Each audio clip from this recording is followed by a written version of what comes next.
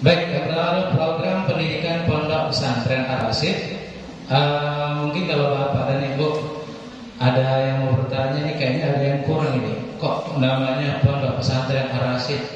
Setahu kami Pondok Pesantren Modern Ar-Rasyid. Memang untuk ajaran berikutnya nanti kita sudah tak menggandeng nama modern lagi, Bapak Ibu. Kita sudah putuskan nama kita Pondok Pesantren Ar-Rasyid saja.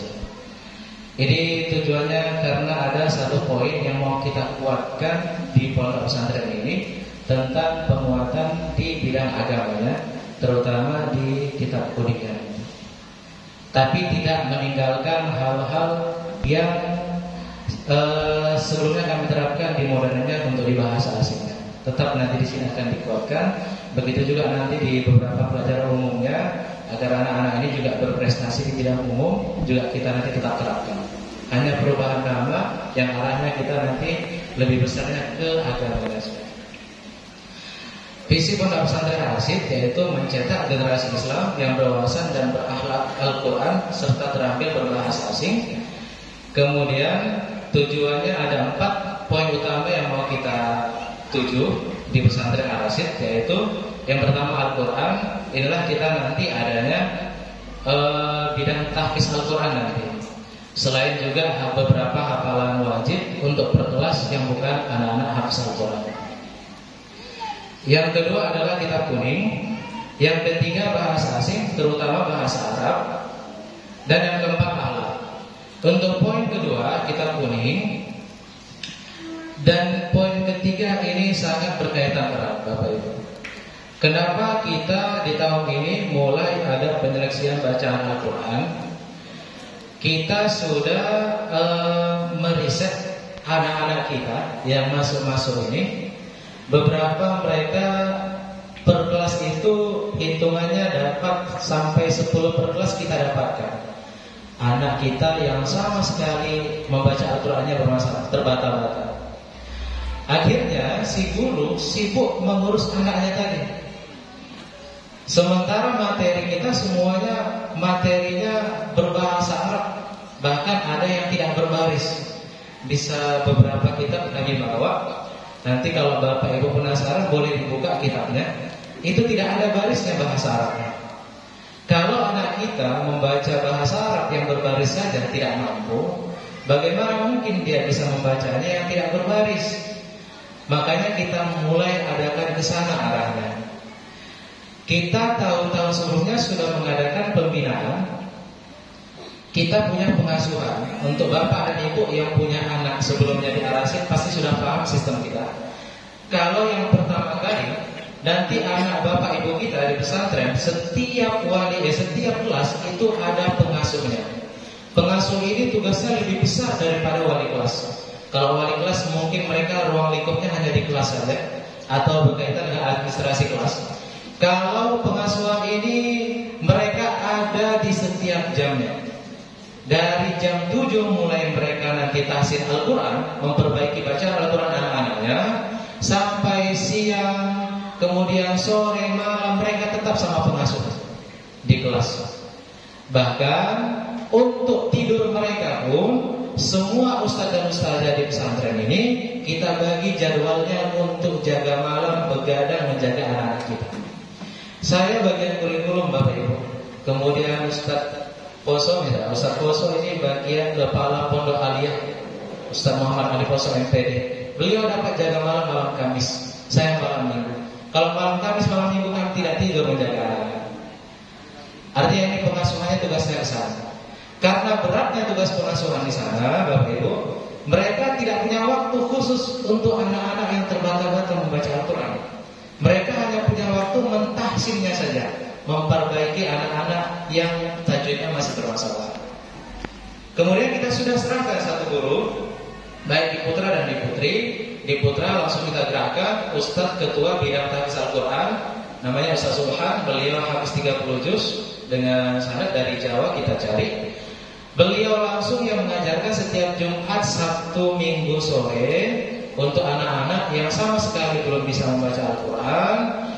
Ternyata kita dapatkan anak-anak ini juga kabur-kaburan. Sudah dipanggil, serahkan ke wali kelas, nanti dijumpakan ke aula. Kebetulan Ustadz bidang Al-Quran ini juga orangnya cukup lemah lembut, jadi tidak bisa melakukan sesuatu tindakan sewenang-wenang beliau. Makanya kita putuskan, kita mulai penyeleksian lagi ke Al-Quran ke sana. Ini juga sebagai bentuk kerjasama kita antara orang tua dengan murid, antara orang tua dengan guru, supaya anak-anak kita ini juga sama-sama kita pedulikan tentang bacaan Al-Quran. Kemudian yang ketiga, kenapa kita utamakan bahasa Arab, tetapi bahasa Inggris tetap.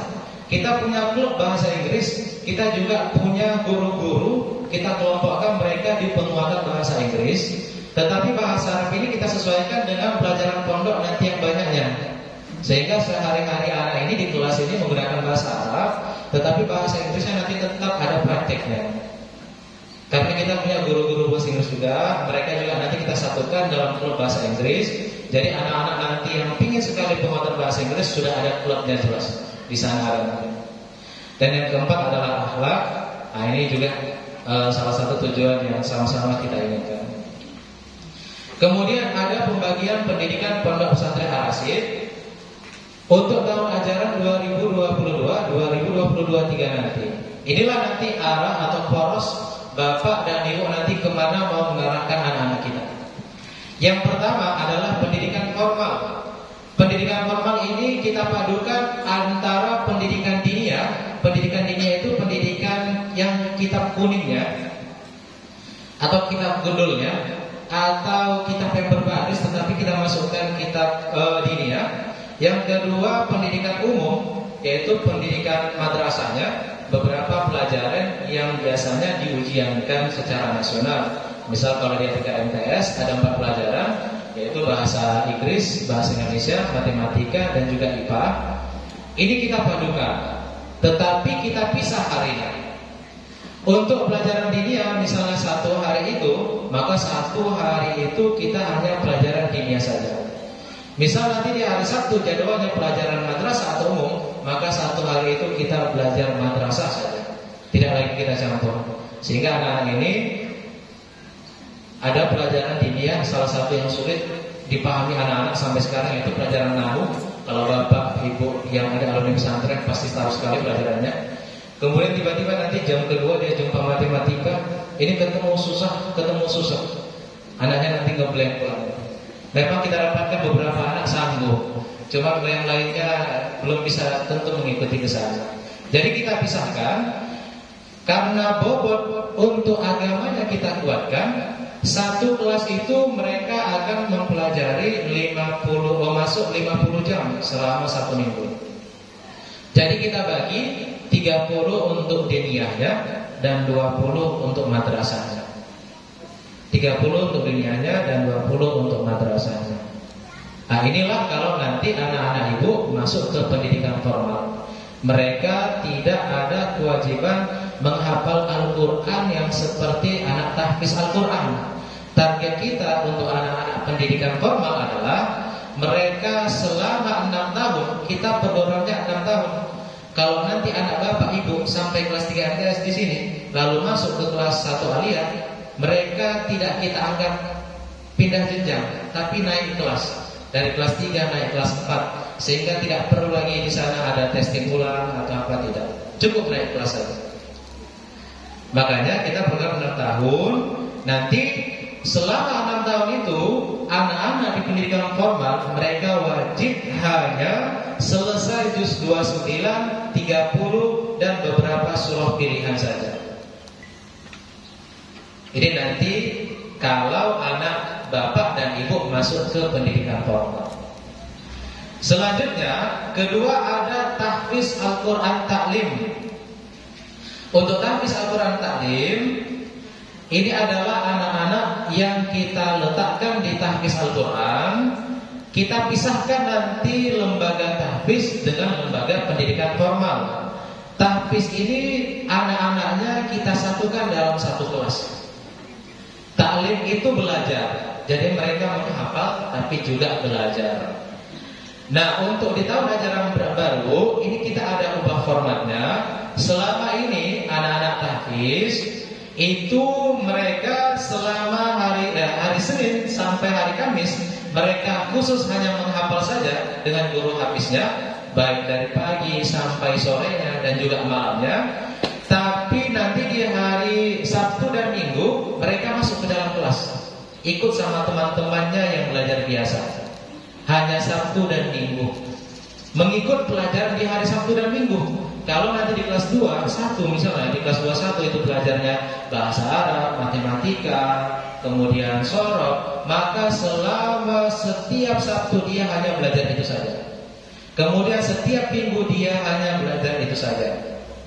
Jadi di ajaran baru kita rapikan. Kita rapikan dengan anak hafiz, mereka tetap menghafal, tapi setiap hari mereka akan belajar satu pelajaran diniyah saja, tidak belajar umum sama sekali. Mereka hanya belajar diniyah saja. Yang pelajaran diniyah ini kami anggap mendukung mereka untuk menguatkan hafalan mereka. Misal bahasa Arab, agar mereka lidahnya lebih lancar.